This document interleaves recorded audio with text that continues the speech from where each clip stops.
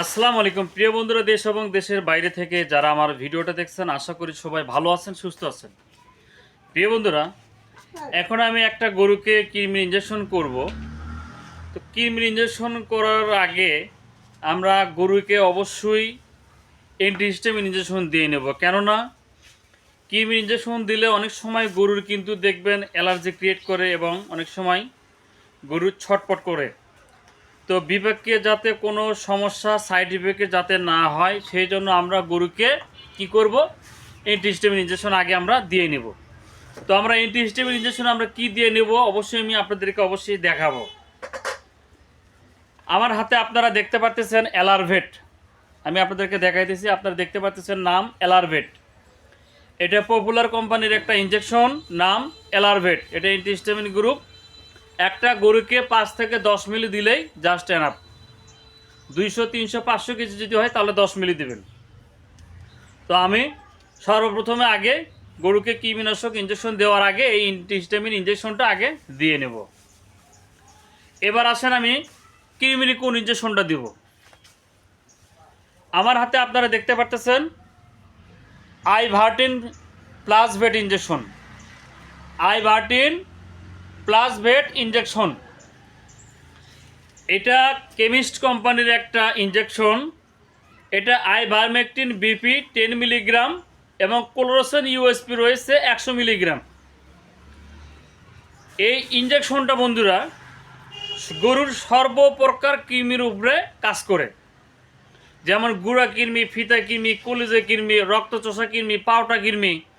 এক কথায় আমরা বলবো এই ইঞ্জেকশনটা অন্তঃপরজীবী এবং বহিঃপরজীবী দুটোর উপরেই কাজ করে।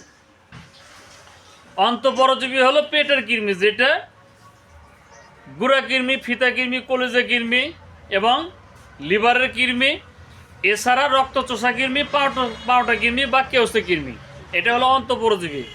এবার আসেন বহিঃপরজীবী। বহিঃপরজীবী কি? বহিঃপরজীবী হলো বাইরের পরজীবী। যেমন বাইরের পরজীবী গরুর শরীরের উপরে থাকে, অর্থাৎ চামড়ার স্কিনের উপরে থাকে, যেমন উকুন, আটালি, মশা, মাছি, ডাস ইত্যাদি।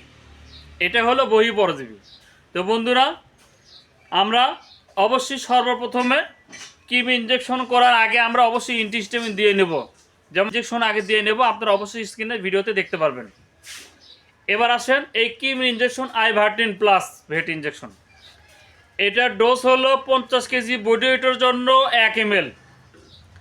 একটা গরু যদি আপনার সাপোজ ধরেন ওয়েট যদি 300 কেজি হয়, তাহলে কিন্তু এটা ডোজ আসবে হলো আপনার 6 ml।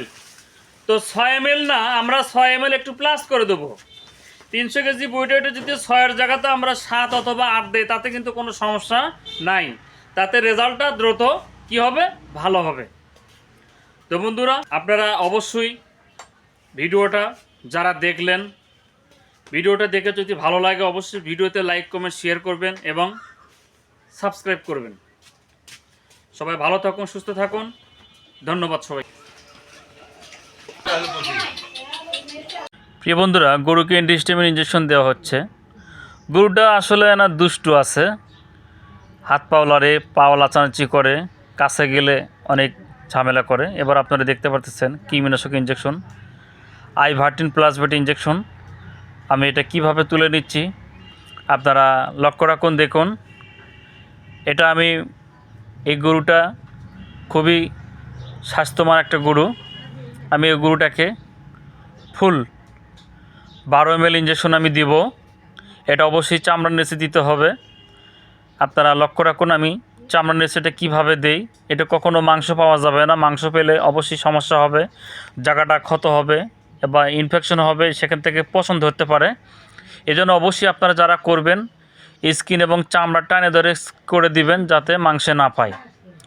তো বন্ধুরা, এই গরুটা মোটামুটি, তো বন্ধুরা স্ক্রিনে হোয়াটসঅ্যাপ ইমো নাম্বার দেওয়া থাকবে, আপনারা অবশ্যই ফোন করবেন এবং তথ্য নেবেন।